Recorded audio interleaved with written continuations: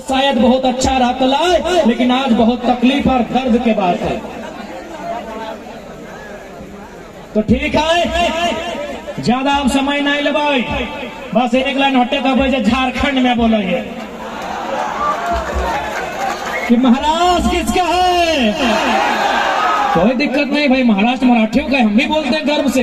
हम झारखंड है, लेकिन हम मानते हैं हम यहाँ मजदूर के रूप में, और अगर हमारे कुछ लोग अगर तरक्की भी किए हैं फिर भी हमारा मूल झारखंड ही है। कि महाराष्ट्र किसका है, बंगाल किसका है, बिहार किसका है, गुजरात किसका है, तो झारखंड सबके बाप के है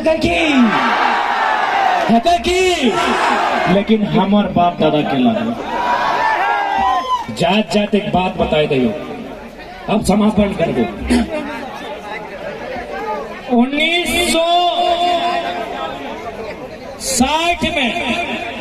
1960 में है महाराष्ट्र जहां हमने खड़ा है। 1960 में बैठ जा यह महाराष्ट्र जहां हमने खड़ा है। बॉम्बे का नाम है, बॉम्बे। 1960 में इसी राज्य का नाम बॉम्बे था। दो समुदायों के बीच ये तय होता है कि गुजराती भाषा भाषी के लोगों के लिए गुजरात दिया जाए, मराठी भाषा भाषी के लिए महाराष्ट्र लिया जाए, और उसी शर्त के साथ महाराष्ट्र और गुजरात बना है कि नहीं बना है ना। यहाँ बहुत सारे गुजराती भाई भी बगल में दुकान दिए हैं, शायद सुन रहे हैं। बहुत सारे मराठी भाई स्टेज में बैठे हैं, उनका सम्मान करते हैं। एक बात बताइए, जब महाराष्ट्र और गुजरात का बंटवारा हो रहा था, क्या एक भी किसी प्रकार का आंदोलन हुआ था? नहीं हुआ था। एक भाई ने दूसरे भाई से बंटवारा मांगा, बाकायदा भाई ने बंटवारा दे दिया, लेकिन झारखंड बनने में 88 साल लगा है। 88,000 लोगों का बलिदान लिया गया। इसलिए हमारे झारखंड से किसी की तुलना नहीं होगी। मानते हैं कि हम भी भारत का हिस्सा हैं, हम मानते हैं कि हम भी भारत का हिस्सा हैं, लेकिन हमारा हिस्सा कहाँ है? हम भारत का हिस्सा हैं, हम मानते हैं, पर हमारा हिस्सा कहाँ है? कहाँ है हमारा हिस्सा? एक हिस्सा माने अंग। हिस्सा दो प्रकार का होता है, हिस्सा माने अंग, हम भारत का अंग है, और एक हिस्सा माने बंटवारा। हम भारत का हिस्सा हैं, हमारा हिस्सा कहाँ है? यही नागपुर में MCL है, अंतिम लाइन में दोहराऊंगा। यही आपका नागपुर में WCL है, माफी चाहूंगा। यही नागपुर में WCL है, जिसको अंग्रेजी में फुल फॉर्म बोलेंगे वेस्टर्न कोलफील्ड्स लिमिटेड, यानी कोयला का काम होता है। हमारे झारखंड में 3 यूनिट है, BCCL, CCL, ECL। आप महाराष्ट्र के एक अधिकारी से मेरी टेलीफोनिक बात हुई, उन्होंने कहा कुछ दिन पहले 75 लोगों को आवास दिया गया है, 75 लोगों को नौकरी दी गई है, क्योंकि उनकी जमीन में कोयला मिला है। झारखंड चले जाइए, वहाँ घर जबरदस्ती तोड़ा जाता है। झारखंड चले जाइए, वहाँ 999 साल का लीज होता है। क्योंकि मेरे बहुत सारे काबिल मराठी भाई लोग आए हैं, मंच की शोभा बढ़ा रहे हैं, मैं उनके कानों तक भी पहुंचाना चाहूंगा कि झारखंड में इतना अन्याय होता है कि कंपनी 999 साल का लीज लेती है। बताइए, आपके महाराष्ट्र में भी लीज लिया गया होगा, हार्डली 99 साल का होगा, 999 साल का नहीं होगा।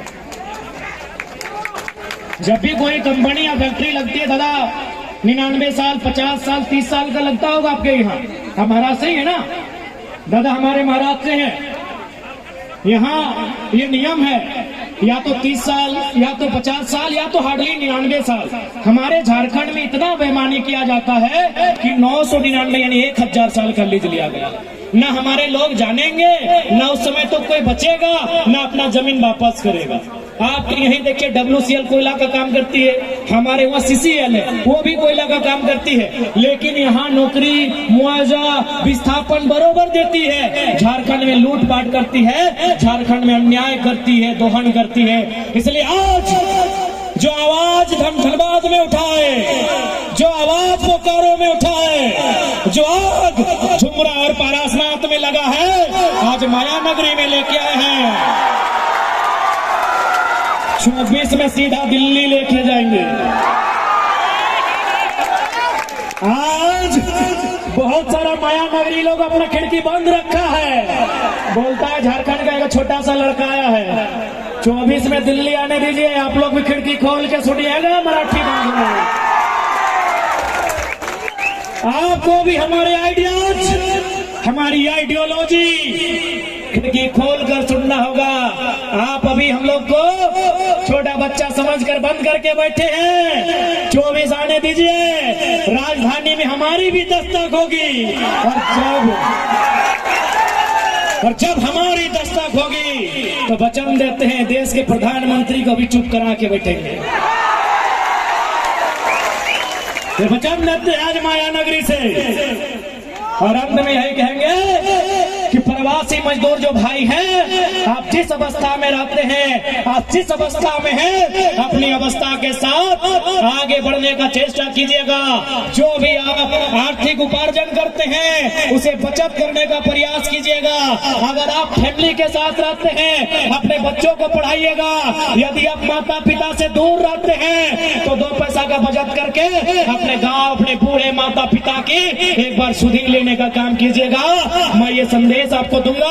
और ये भी आप 24 में जो भी लीडर रहे, अगर मतदान करते हैं सवाल कीजिए कि 50,000 छोटी बड़ी कंपनियां हैं, मजदूरों की संख्या कम होनी चाहिए, मजदूरों की संख्या कम होनी चाहिए।